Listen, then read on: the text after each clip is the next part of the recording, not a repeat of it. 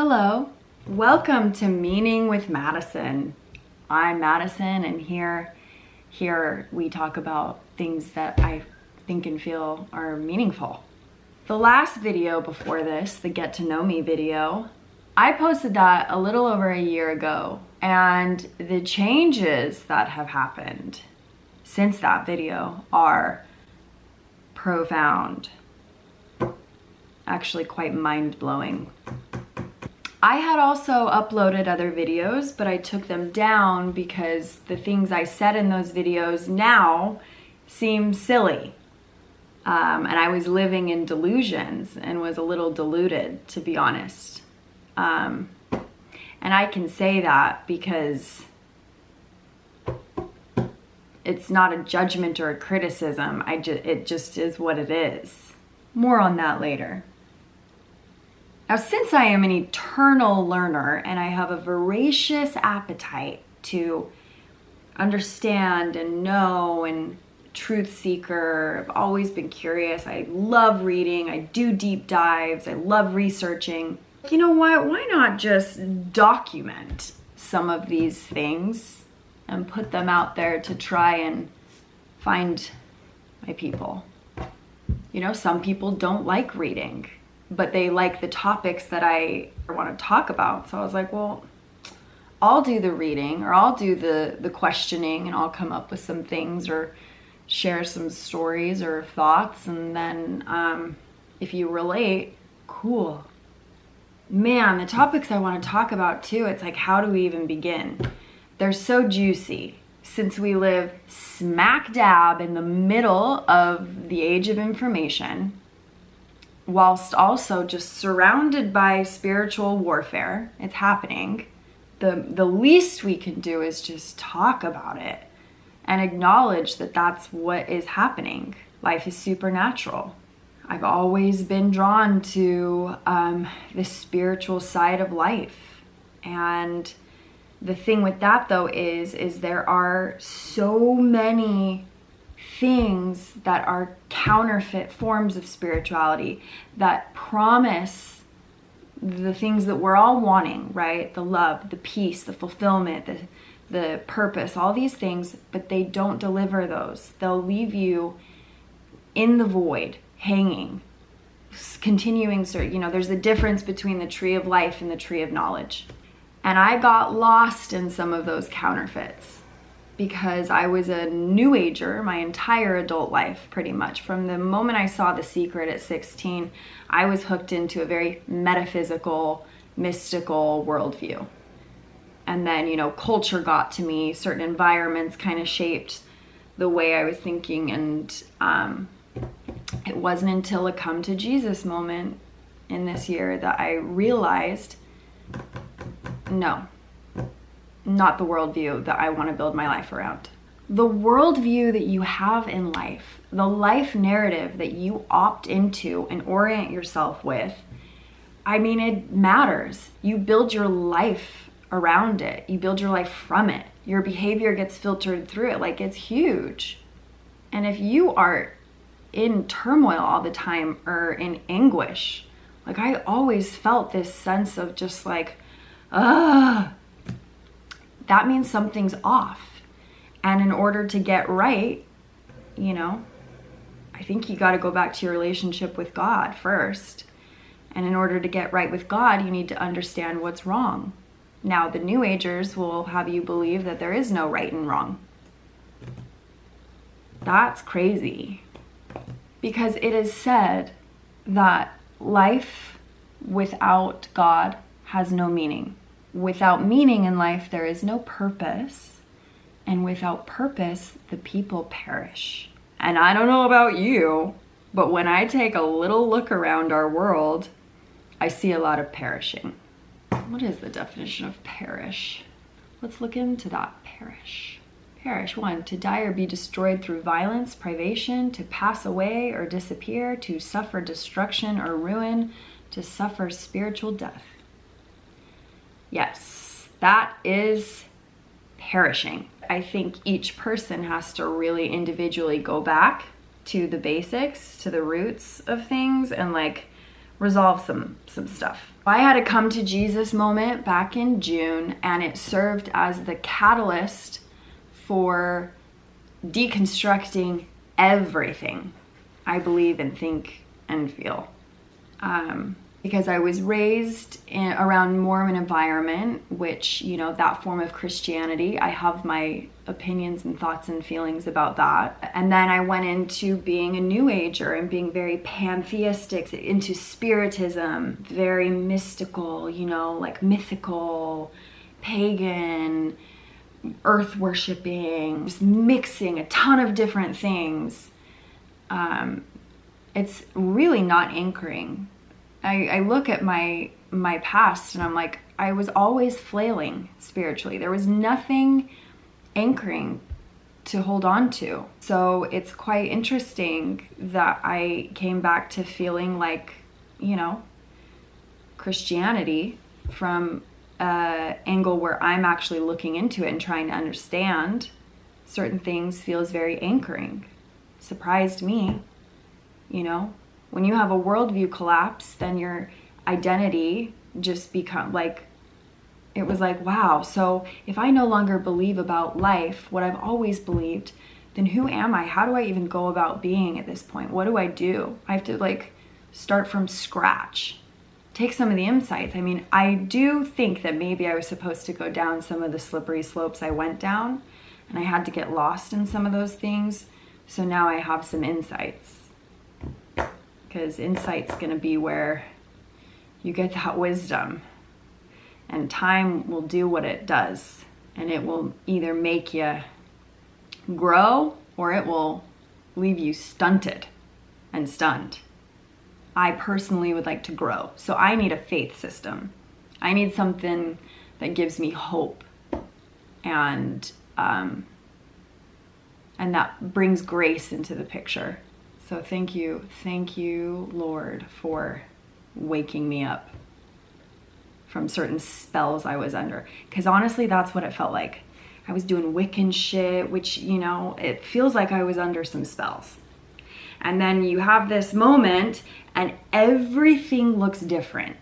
You're like, what was I believing in? What was I doing? What was I practicing?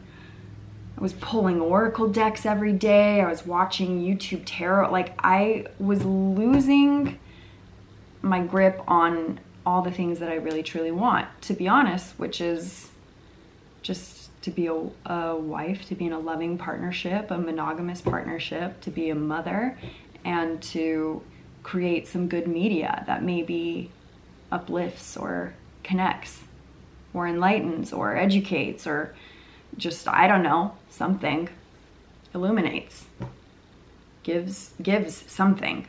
A whole new chapter. I was searching for a bunch of resources after it had happened. I was like, okay, how do I even go about this? I'm reading the Bible and studying the Bible for myself. And if you want to bring up stuff about your own personal church hurt, organized religion trauma and baggage, we all kind of have it. I'm not interested in just recycled objections. As an adult person now, I'm going in and I'm studying things for myself so that my convictions can be my own and I can understand what it's all about. Also, when I was having some conversations with some of my closest friends, and I was really nervous to have these conversations because I was like, people are going to think I'm crazy or I've lost my mind, or like, oh, there Madison goes again. But it's a very real thing, and it shifts your everything. And everyone just kept saying, just do what makes you happy. Just do what makes you happy. And I was like, but that's not really great advice. Because, you know, if you chase happiness, to be honest, most of the things that make me happy, they're actually quite destructive. Like, if I do the things that just make me happy all the time, I kind of wouldn't get anywhere. Because it's very fleeting. It's very like pleasuring moments, hedonism almost. That's very different than experiencing joy. I'm kind of experiencing joy filming this. I care more about going after truth with a capital T. you know, I've got some friends that are like, that doesn't exist. And I'm like, okay, I don't know that I can live a life not thinking that an absolute and ultimate truth exists. That doesn't, our perceptions don't change it. You know, like if I got sucked off this planet, the truth would still be what it is. It wasn't made up by humans. That's something I can go towards. And it feels like it kind of pulls you, doesn't it? Sometimes that truth. You like, why am I moving towards certain things? I'm seeking, sure. And when you're looking for things, you're going to find things that maybe you're expecting. But I wasn't expecting to have a full-blown awakening back into Christianity. That was grace. Divine intervention. So I will go after truth because the truth will set you free, and I trust truth even if it hurts. Lies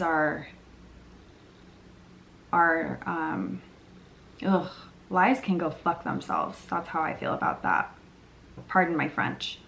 Like, what is the New Age movement?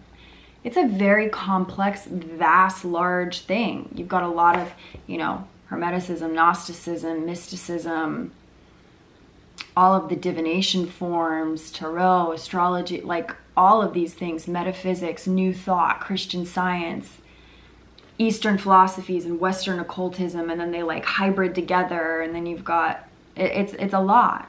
And I'm interested in clarifying some of those things. And if you practice all these things and you're still feeling very chaotic, you need to pay attention to that. I strongly believe that most of my depressions that I experienced were forms of demonic oppression because I was opening the doors of my soul to so many influences that were not pure. And I didn't intentionally do that. I didn't know I was doing that. But naivete will take you to some interesting zones. I'm going to call those no zones.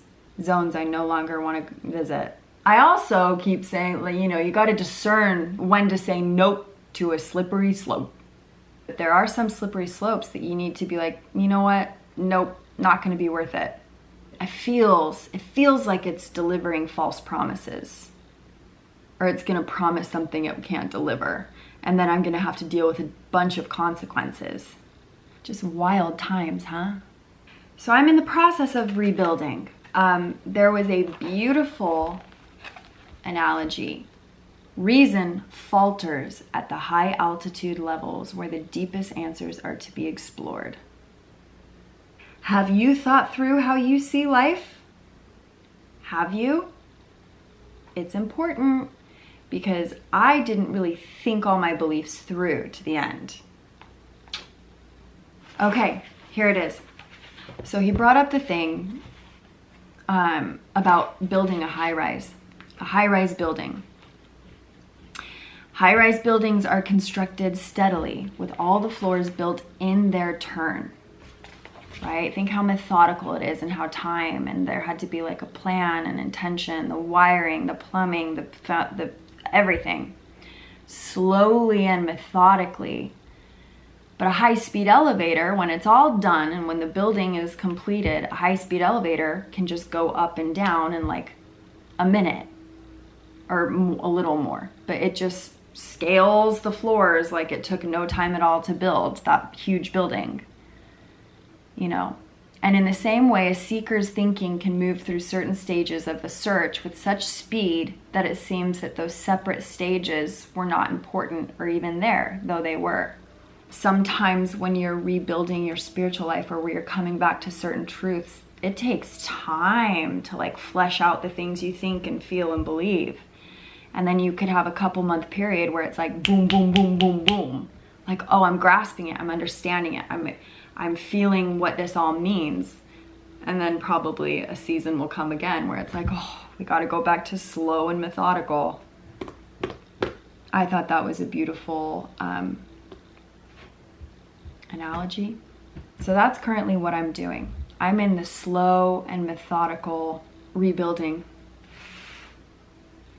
so many books. I read like 5 books at a time. It's probably not the best way to retain. But look how cute my little mini pocket Bible is. There was a proverb I liked. 14:18. The simple inherit folly, but the prudent are crowned with knowledge. The translation for simple in that, though, wasn't simple like in the good way. It was naive. The naive inherit folly, but the prudent are crowned with knowledge. The Bible, man, reading it as an adult, where now I'm looking through very different eyes, is such a different experience. Very interesting. This feels kind of like a YouTube confessional.